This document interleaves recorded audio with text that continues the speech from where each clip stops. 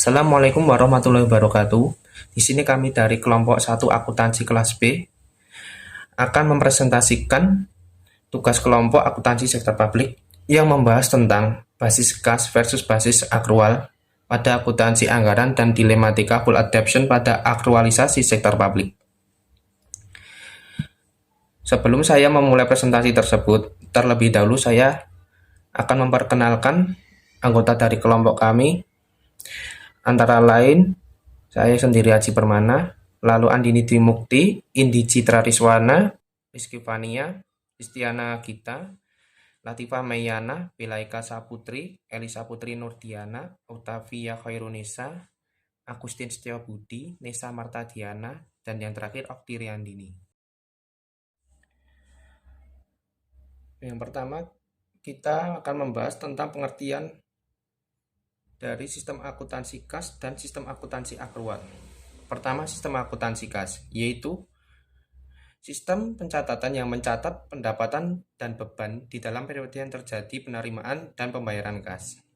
Sedangkan sistem akuntansi akrual yaitu sistem pencatatan yang mencatat pendapatan pada saat pendapatan tersebut diperoleh, kas yang diterima maupun tidak. Lalu, beban dicatat pada saat beban tersebut terjadi saat kas dibayarkan maupun tidak. Lalu selanjutnya kita dapat melihat perbedaan antara akuntansi kas dan akuntansi akrual. Secara operasional, akuntansi kas relatif sederhana, sedangkan akuntansi akrual relatif rumit. Untuk hubungan dengan sistem pendapatan dan anggaran tradisional, akuntansi kas relatif kuat, sedangkan akuntansi akrual relatif lemah. Untuk cakupan transaksi, untuk catatan transaksi pada akuntansi kas yang dicatat hanya saat pembayaran dan penerimaan kas. Sedangkan akuntansi akrual mencatat yaitu mencakup seluruh transaksi baik kas maupun non kas. Untuk waktunya, akuntansi kas pencatatannya pada saat periode akuntansi yang relevan. Sedangkan akuntansi akrual mencatat pengaruh estimasi di masa mendatang dari transaksi saat ini dan ketika terjadi perubahan kebijakan. Untuk audit dan pengendaliannya, akuntansi kas relatif sederhana, sedangkan akuntansi akrual relatif harus dilakukan atau wajib. Selanjutnya, kita akan membahas tentang kelemahan dari sistem akuntansi berbasis kas dan keuntungan dari sistem akuntansi berbasis akrual. Yang pertama, menurut Ritonga 2010 menyimpulkan 3 kelemahan mendasar sistem akuntansi berbasis kas, antara lain 1. Informasi yang lebih kompleks dan tidak dapat dihasilkan. 2. Hanya terfokus pada aliran kas dan mengabaikan aliran daya lain. 3. Pertanggungjawaban pada publik terbatas hanya pada penggunaan kas dan tidak pada sumber daya lainnya. Kemudian, keuntungan pada sistem akuntansi berbasis akrual menurut Ahyani 2007 antara lain 1. Memberikan ketelitian dalam penyajian laporan keuangan pemerintah daerah. 2. Lebih akurat dalam melaporkan nilai aset, kewajiban maupun pembiayaan pemerintah. 3. Memungkinkan dilakukan cut-off, yaitu pemisahan suatu periode dengan periode yang lain secara sempurna dan menginformasikan nilai-nilai ekonomis yang terkandung dalam suatu periode tertentu. 4. Peningkatan transparansi dalam pengelolaan keuangan pemerintah.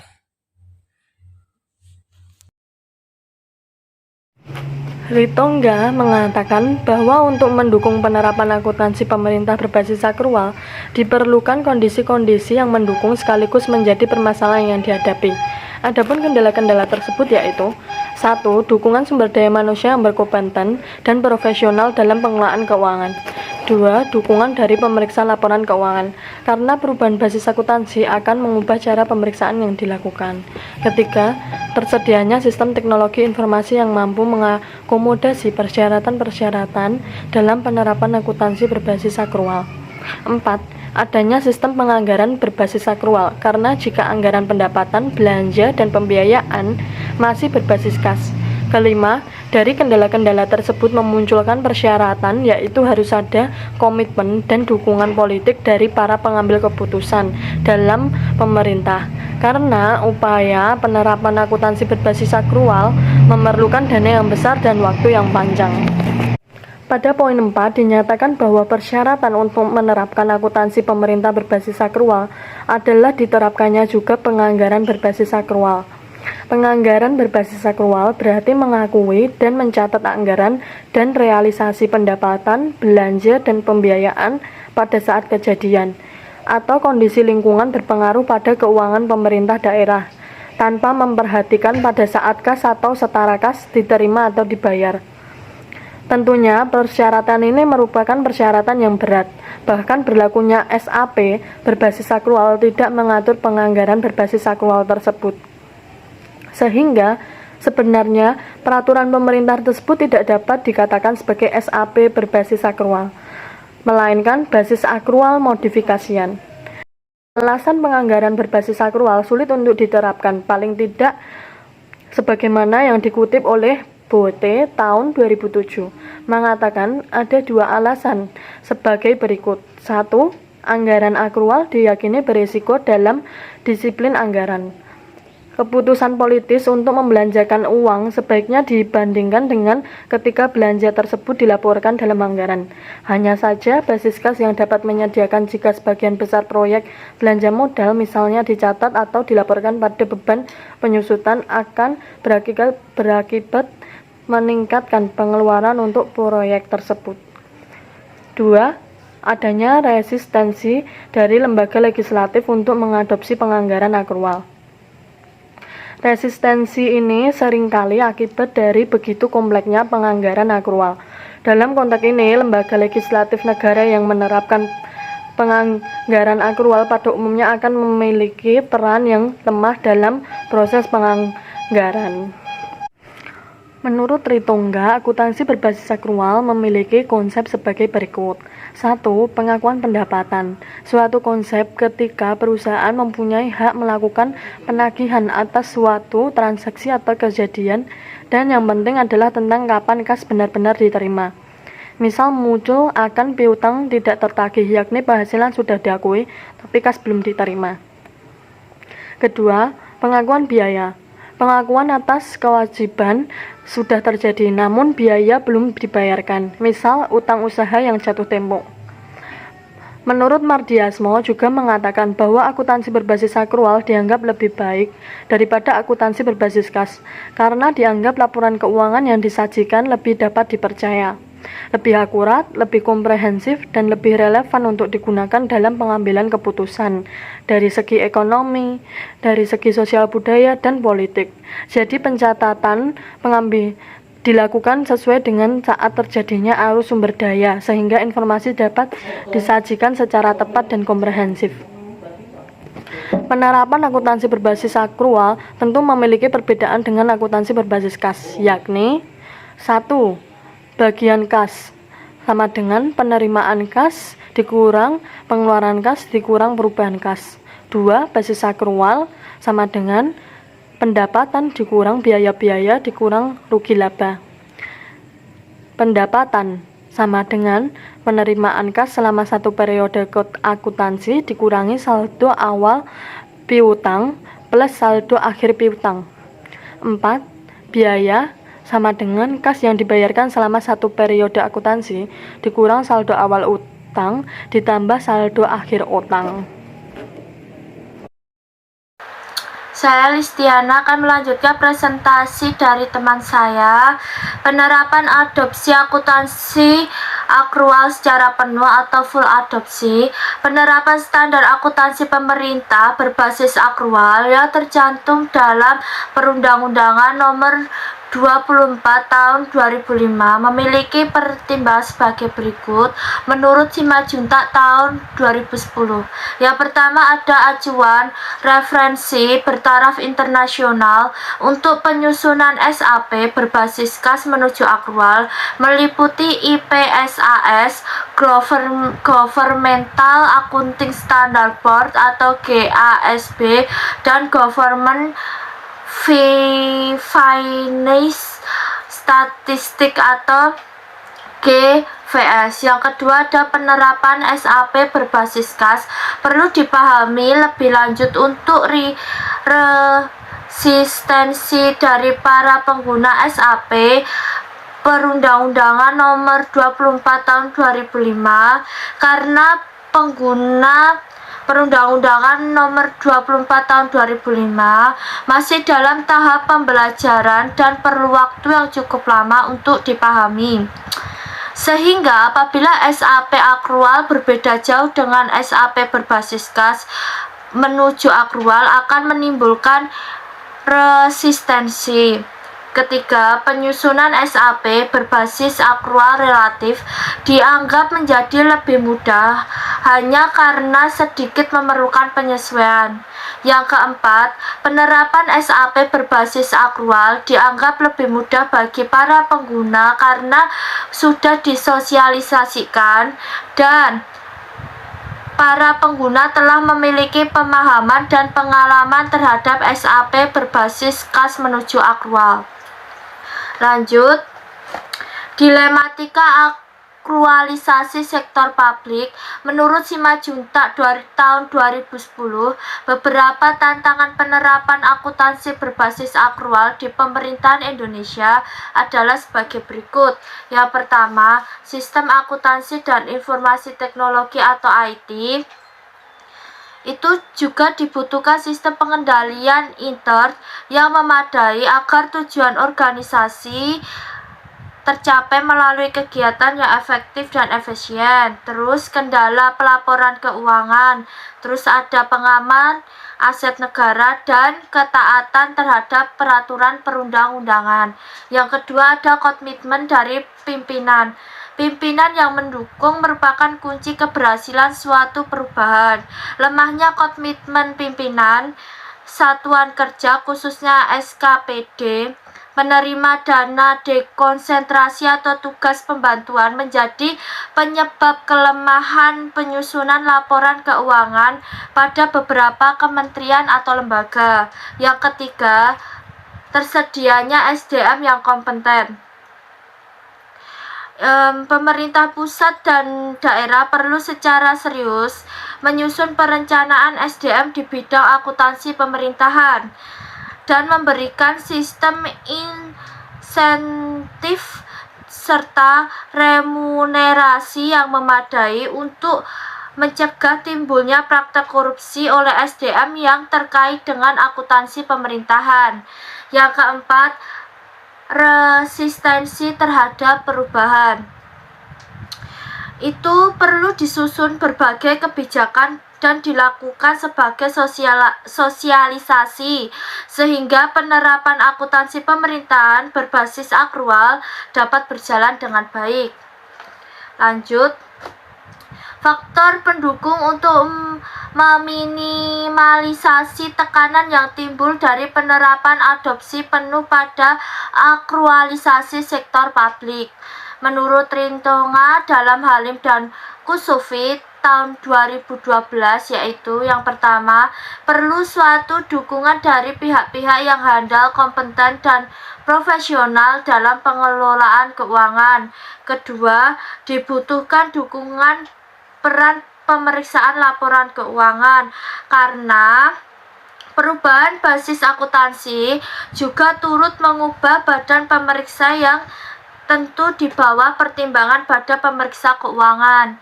Yang ketiga, tersedianya sistem teknologi informasi sehingga dalam implementasi akuntansi berbasis akrual terpenuhi syaratnya. Yang keempat, penganggaran dalam hal pendapatan, belanja, dan pembiayaan disesuaikan dengan basis akrual sehingga dapat diperbandingkan jika standar akuntansinya sama. Yang kelima, perlu dukungan politik dalam pemerintahan untuk penerapan akuntansi berbasis akrual. Karena tingginya dana yang diperlukan, dana lamanya waktu penerapan. Selanjutnya adalah kelebihan dan kelemahan akuntansi berbasis akrual dan akuntansi berbasis kas. Menurut Peraturan Pemerintah Nomor 71 Tahun 2010 tentang Standar Akuntansi Pemerintahan yang selanjutnya disingkat dengan SAP ialah prinsip-prinsip akuntansi yang diterapkan dalam menyusun dan menyajikan laporan keuangan pemerintah. SAP berbasis akrual yaitu SAP yang mengakui pendapatan, belanja, dan pembiayaan berbasis akrual serta mengakui aset, utang, dan ekuitas dana berbasis akrual. SAP mempunyai tujuan yaitu untuk meningkatkan akuntabilitas dan keandalan pengelolaan keuangan pemerintah. Indikator standar akuntansi pemerintahan berbasis akrual menurut LC pada tahun 2016, yaitu kesesuaian sistem akuntansi keuangan yang digunakan sudah memenuhi standar akuntansi pemerintahan yang berbasis akrual, teknologi informasi, sistem akuntansi sesuai SAP. Basis akrual adalah suatu basis akuntansi di mana transaksi ekonomi atau peristiwa akuntansi diakui dan disajikan dalam laporan keuangan pada saat terjadinya transaksi tersebut tanpa memperhatikan waktu kas diterima atau dibayarkan. Studi nomor 14 IFAC Public Sector Commit pada tahun 2002 menyatakan bahwa pelaporan berbasis akrual bermanfaat dalam mengevaluasi kinerja pemerintah terkait biaya jasa layanan, efisiensi, dan pencapaian tujuan. Berbeda dengan basis akrual, basis kas menurut Mardiasmo pada tahun 2002 pada penerapan akuntansi kas, pendapatan dicatat pada saat kas diterima dan pengeluaran dicatat pada saat kas dikeluarkan. Kelebihan dari cash basis adalah mencerminkan pengeluaran yang real, aktual, dan objektif. Namun, GAAP tidak membenarkan pencatatan dengan dasar kas karena tidak dapat mencerminkan kinerja yang sesungguhnya dengan cash basis. Tingkat efisiensi dan efektivitas suatu kegiatan, program, dan aktivitas tidak dapat diukur dengan baik. Namun demikian, banyak pihak yang mengkritik tentang penerapan akuntansi akrual oleh organisasi sektor publik, baik secara teoritis maupun secara praktis. Akuntansi berbasis akrual merupakan international best practice dalam pengelolaan keuangan modern yang sesuai dengan prinsip New Public Management atau NPM yang mengedepankan transparansi dan akuntabilitas pengelolaan keuangan. Menurut Guthrie pada tahun 1998, ia berpendapat bahwa akuntansi akrual kurang tepat dan tidak cocok diterapkan dalam konteks sektor publik karena pada sektor publik laba bukan merupakan tujuan utama dan laba tidak dapat menjadi ukuran yang relevan dari kinerja. Struktur keuangan dan solvabilitas tidak relevan di ranah publik. Akuntansi akrual tidak mengukur hasil dan akuntansi akrual kurang relevan dengan kinerja pelayanan karena akuntansi akrual hanya berfokus pada biaya layanan dan efisiensi. Pada penyusunan dan penerapannya, standar akuntansi pemerintah berbasis akrual memang cukup memberi dilema tersendiri, bahkan banyak tekanan dan tantangan yang terjadi. Namun demikian, akuntansi berbasis akrual di suatu organisasi pemerintahan memiliki berbagai manfaat yang akan diperoleh, yakni sebagai berikut. 1. Sebagai bentuk pelaksanaan konsep pusat pertanggungjawaban. 2. Sebagai suatu peluang untuk menerapkan prinsip cost against revenue. Yang ketiga, sebagai suatu fondasi untuk melakukan perhitungan biaya produk atau pelayanan yang lebih baik. Yang keempat, sebagai suatu sarana penghitungan nilai subsidi yang lebih baik atas setiap produk dan atau pelayanan yang diberikan pemerintah kepada masyarakat. 5. Sebagai suatu bentuk analisis keekonomisan dan keefisienan pengelolaan keuangan dapat dilakukan dengan lebih baik. 6. Sebagai upaya peningkatan kualitas pelaporan dan evaluasi keuangan serta kinerja organisasi pemerintah. 7. Sebagai upaya meningkatkan kualitas standar analisis biaya bukan lagi hanya sekedar standar analisis belanja. Dan yang terakhir, sebagai suatu bantuan penerapan pendekatan anggaran kinerja dari Main Term Expenditure Framework dalam penganggaran. Menurut Ritonga, dasar dari penggunaan basis akrual yakni adanya kenyataan bahwa pemerintah diwajibkan membuat neraca, dan hal itu hanya dapat dibuat dengan akuntansi berbasis akrual, sedangkan dari sisi lain masih dibuat dengan akuntansi berbasis kas, yakni wajib membuat pengakuan pendapatan, belanja, transfer, pembiayaan, dan laporan realisasi anggaran. Standar akuntansi berbasis kas dan standar akuntansi berbasis akrual mempunyai kelebihan dan kelemahannya masing-masing. yaitu pertama adalah standar akuntansi berbasis akrual mempunyai kelebihan. 1. Metode basis akrual digunakan untuk pengukuran aset, kewajiban, dan ekuitas dana. 2. Beban diakui saat terjadi transaksi sehingga informasi yang diberikan lebih andal dan terpercaya. 3. Pendapatan diakui saat terjadinya transaksi sehingga informasi yang diberikan lebih andal dan terpercaya walaupun kas belum diterima. 4. Banyak digunakan oleh perusahaan-perusahaan besar sesuai dengan standar ketentuan standar akuntansi keuangan di mana mengharuskan suatu perusahaan untuk menggunakan basis akrual. 5. Piutang yang tidak tertagih tidak akan dihapus secara langsung tetapi akan dihitung ke dalam estimasi piutang tidak tertagih. 6. Setiap penerimaan dan pembayaran akan dicatat ke dalam masing-masing akun sesuai dengan transaksi yang terjadi. 7. Adanya peningkatan pendapatan perusahaan karena kas yang belum diterima dapat diakui sebagai pendapatan. 8. Laporan keuangan dapat dijadikan sebagai pedoman manajemen dalam menentukan kebijakan perusahaan ke depannya. 9. Adanya pembentukan pencadangan untuk kas yang tidak tertagih sehingga dapat mengurangi resiko kerugian.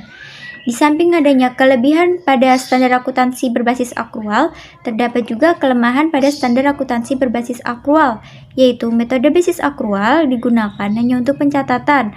2. Biaya yang belum dibayarkan secara kas akan dicatat efektif sebagai biaya sehingga dapat mengurangi pendapatan perusahaan. 3. Adanya resiko pendapatan yang tidak tertagih sehingga dapat membuat mengurangi pendapatan perusahaan.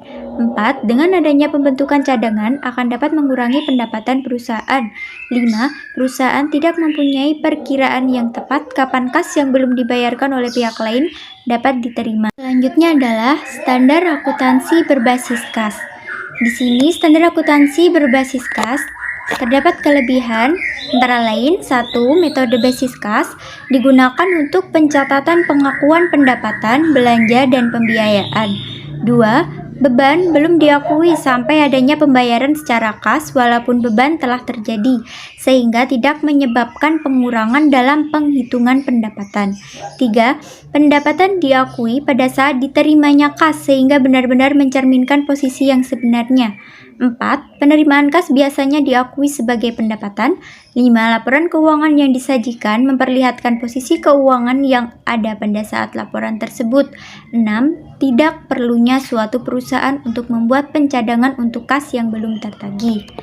Kelemahan pada standar akuntansi berbasis kas ini adalah 1. Metode kas basis tidak mencerminkan besarnya kas yang tersedia. 2. Akan dapat menurunkan penghitungan pendapatan bank karena adanya pengakuan pendapatan sampai diterimanya uang kas. 3. Adanya penghapusan piutang secara langsung dan tidak mengenal adanya estimasi piutang tertagih. 4. Biasanya dipakai oleh perusahaan yang usahanya relatif kecil seperti toko, warung, mall atau retail, dan praktik kaum spesialis seperti dokter, pedagang informal, panti pijat. Malah ada yang pakai kartu kredit, tapi ingat kartu kredit dikategorikan juga sebagai basis kas. 5. Siap pengeluaran kas diakui sebagai beban. 6. Sulit dalam melakukan transaksi yang tertunda pembayarannya karena pencatatan diakui pada saat kas masuk atau keluar. 7. Sulit bagi manajemen untuk menentukan suatu kebijakan ke depannya karena selalu berpatokan pada kas. Walaupun akuntansi pemerintahan merupakan akuntansi untuk lembaga pemerintahan dan lembaga-lembaga yang tidak bertujuan mencari laba, namun kebutuhan laporan keuangan yang menyajikan mengenai besarnya pendapatan dan beban real yang harus ditanggung oleh pemerintah untuk menjalankan pelayanan agar tercapai efisiensi, efektivitas, dan kehematan merupakan suatu keharusan. Hal ini bisa dipenuhi dengan diterapkannya basis akuntansi yang tepat. Penentuan basis akuntansi yang tepat menjadi sangat penting dalam ranah sektor publik karena berpengaruh pada alokasi anggaran dan pemanfaatan biaya untuk pelayanan publik dengan anggaran pemerintah yang sangat terbatas. Sistem akuntansi dalam akuntansi sektor publik selama ini menggunakan akuntansi berbasis kas. Namun demikian, untuk meningkatkan kinerja pemerintahan, dimulailah perubahan penggunaan basis akuntansi yang digunakan dalam pemerintahan, yaitu akuntansi berbasis akrual. Penyesuaian-penyesuaian untuk menggunakan akuntansi berbasis akrual yang sangat rumit bagi instansi pemerintah menjadikan implementasi basis akrual dalam instansi pemerintah tidak dapat segera diadopsi dan membutuhkan waktu implementasi yang tidak sebentar. Pada praktiknya, suatu proses pengadopsian standar yang baru tentu akan mengalami beberapa pertentangan atau dilematika antara pihak-pihak yang setuju dan tidak, sehingga menimbulkan dilema tersendiri ketika menerapkannya. Adanya tekanan akibat reformasi akuntansi sektor publik untuk mendorong diberlakukannya pengelolaan keuangan yang akuntabel, dan juga ada tekanan dari lembaga-lembaga internasional seperti World Bank, UNDP, IMF, serta adanya standarisasi internasional. Dilematika yang timbul memang memunculkan kelemahan dari penerapan secara penuh akrualisasi sektor publik, tapi pemerintah Indonesia perlu menyikapinya dengan baik, mengingat tingginya kelebihan yang dimiliki, yakni menciptakan akuntabilitas bagi sektor publik. Sekian presentasi dari kelompok kami. Jika ada kekurangan dalam penyampaiannya, kami mohon maaf, dan semoga apa yang telah kami sampaikan, materi yang telah kami sampaikan dapat membantu teman-teman dalam memahami lebih apa itu basis kas versus basis akrual pada akuntansi anggaran dan dilematika full adoption pada akrualisasi sektor publik. Terima kasih. Wassalamualaikum warahmatullahi wabarakatuh.